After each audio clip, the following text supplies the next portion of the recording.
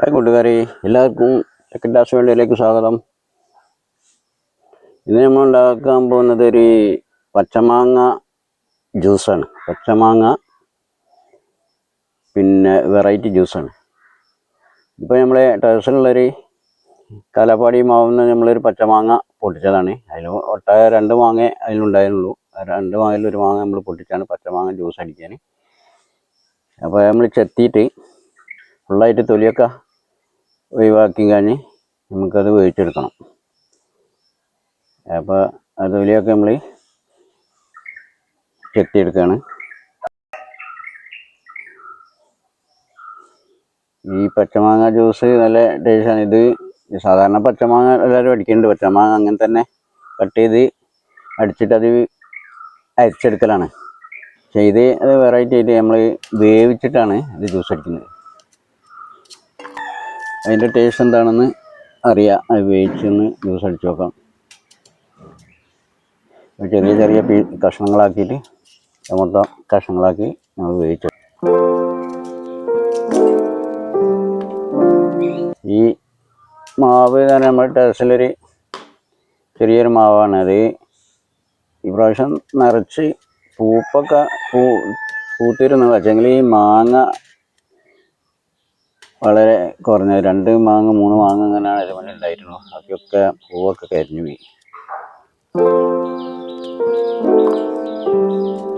അപ്പോൾ അതിലൊരു മാങ്ങയാണ് നമ്മൾ പൊട്ടിച്ചെടുത്തത്. അത് നമ്മൾ പച്ചമാങ്ങ ജ്യൂസ് അടിക്കാൻ. അപ്പോൾ നമ്മളത് അടുപ്പത്ത് വെച്ചിട്ട് നമ്മൾ വേവിച്ചെടുക്കുകയാണ്. അധികം വെന്തലിയണ്ട. ഒന്ന് നമ്മൾ ഞെക്കുകയാണെങ്കിൽ തേങ്ങ വേവിക്കുന്ന മാതിരി ഒന്ന് ഞെങ്ങുന്ന രീതിയിൽ ഒന്ന് വേവിച്ചെടുക്കും. ഏകദേശം വെന്ത് തുടങ്ങി. ഇനി നമുക്കത് എടുത്തിട്ട് ആ വെള്ളമൊക്കെ ഒഴിവാക്കിയിട്ട് വേണം അത് അടിച്ചെടുക്കാൻ.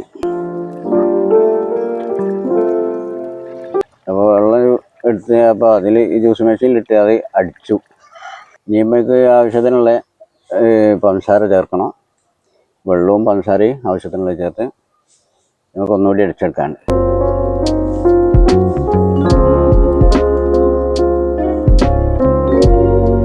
അപ്പോൾ ആവശ്യത്തിനുള്ള പഞ്ചസാര അതിൽ ചേർത്ത് ഇനി ആവശ്യത്തിനുള്ള തണുത്ത വെള്ളവും ചേർത്തിട്ട് ഇത് രണ്ടാമത് ഒന്നുകൂടി അടിച്ചെടുക്കണം.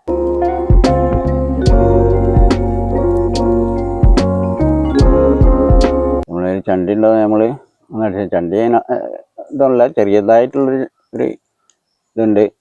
കൂടുതൽ ചണ്ടിയൊന്നുമില്ല. അപ്പോൾ ഇതിനൊരു പ്രത്യേക, അതായത് നമ്മൾ പച്ചയെ തന്നെ അടിക്കുന്നതിലും ഈ വേവിച്ചടിക്കുമ്പോൾ നമുക്കൊരു ഒന്നുകൂടി ഒരു കട്ടി കിട്ടും. നല്ലൊരു ഇത് കിട്ടും. നല്ലൊരു ഫ്ലേവറാണ്. ടെസ്റ്റ് ചെയ്ത് നോക്കിയതാണ് എങ്ങനെ ഉണ്ടാവുന്നുള്ളത്. അപ്പോൾ കുഴപ്പമില്ല, നല്ല